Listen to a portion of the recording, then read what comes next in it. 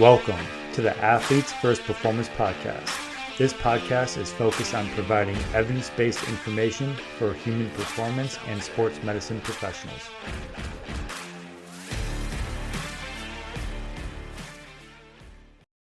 Episode 29 of the Athletes First Performance Podcast. Today we're talking about injury risk profiling with the goal of discussing a framework for the development of a pragmatic and evidence-based screening tool. Before we kick this off, I don't think there's any one system or metric that can fully predict or prevent injuries. But our goal as sports medicine and human performance professionals is to try to mitigate as much injury and risk as possible using good training methods and proper assessments and screening tools to try to develop a baseline and prepare the athlete for training and their sport. So what's the overall scope and ambition of injury risk screening? So one is to identify areas of weakness or pain associated with performance to provide a platform for injury risk management. It's also to assess physical performance capacities such as movement, range of motion, strength, power, aerobic and anaerobic power, and speed.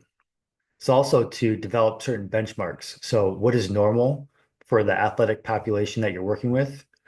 And also being able to base that off of age, gender, or position. And then from an injury standpoint, we can use the assessment of recovery from previous injuries when there is that previous baseline. So when an athlete's returning to sport or competition, we have their previous baselines, and we can make sure that we're achieving a better outcome than what they had prior to their injury. And then last is just making sure that they're ready for the training or the sport that they're about to partake in or start. So make sure that they have all the technical and physical capacities to be able to benefit from your coaching or training program. How do we actually develop a screening tool in an evidence-based and pragmatic way? So first is just creating a generic warning index. So what this is just focusing on the sport as a whole and profiling the injuries that occur in that sport to help us determine and highlight the areas that we need special attention to. So if we stick with soccer, we know that there's high amount of knee injuries, ankle injuries, and hamstring injuries. And based on that sport, we can go look at epidemiological studies to look at two specific factors. So the injury incidence. This is often expressed as the number of injuries reported per 1,000 hours of sport or training. And then the injury severity, how many games or training days are missed due to that specific injury. And we can also look at the specific injury patterns based on several factors, understanding the different age, gender, and competition levels of the specific sport that may have different specific injuries that are accompanied by those intrinsic risk factors. We also need to look at position specifics. In professional football, offensive linemen versus running backs have different injuries. In baseball, pitchers and outfielders have specific injuries. So we need to be able to just break down the overall sport, break down positions, age, and try to make it as specific to the athletic population that you're working with to get the best data available. So that's the creation of the generic warning index. Next is the individualized warning index. So this takes a look at the intrinsic risk factors or those that are internal to the individual. And those intrinsic risk factors can be broken down into modifiable versus non-modifiable. So non-modifiable risk factors are things that we can't really change. So we can't change age, gender, or their previous history of injury, even though that is the most powerful predictor of future injury. Modifiable risk factors are things that we can influence or change with training, such as strength, movement patterns, range of motion, and skill-specific tasks. Advantage of the warning index is that research can be directed to examine the modifiable risk factors that relate specifically to the injury of greatest significance to the athlete. Number three is combining the generic and individualized warning index to determine the risk factors for that specific injury.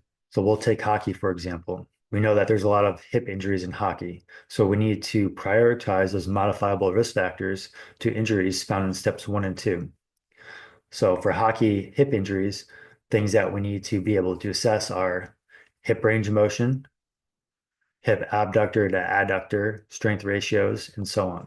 For hamstring injuries, we need to be able to assess hamstring muscle strength, hip and hamstring mobility, and exposure to high-speed running.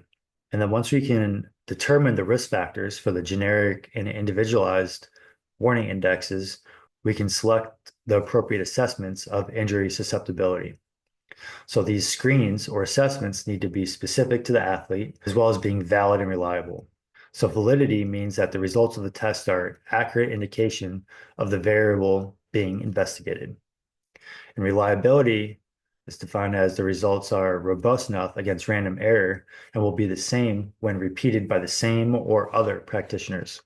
Step 5 is assessment of movement proficiency. So I think this is good for any population. We need to understand their biomechanics and proper movement patterns in regards to being ready to train and ready to perform in their sport. So these movement proficiencies can test for injuries that are identified in the injury-specific warning index, as well as key tests in the generic warning index. Number 6 is assessing and reviewing the results. So assessing the risk and highlight the areas that require further investigation. And the value of the screen is to act as a filter where risk factors for injuries in the warning index display deficits that can be deconstructed to the individual body regions or parts. Members of the high performance team can develop a plan of action to address these modifiable risk factors. Next is review. So determining when and how often this screening needs to take place. So often these screens are performed when a new athlete enters the team, mid-season, postseason, and sometimes even performed in the mid-season. And depending on the technology available, screening can take place on a weekly or even daily basis. So it really just depends on the athletes that you're working with, the types of equipment that you have, the tests and screening profiles that you feel like are appropriate for your sport.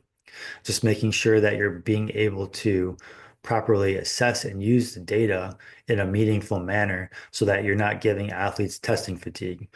If they repeatedly do the same test without any influence on their training, they're going to be sick and tired of that, and they're not going to find value in that. So being able to appropriately demonstrate the value of your screening and to show that what you're actually measuring is influencing your program on that individual athlete or team is going to make the most meaningful impact on those athletes and the coaches as a whole. So these are just my quick initial thoughts on injury profiling and screening. So if you have any additional comments, thoughts, or insights, be sure to reach out and let me know.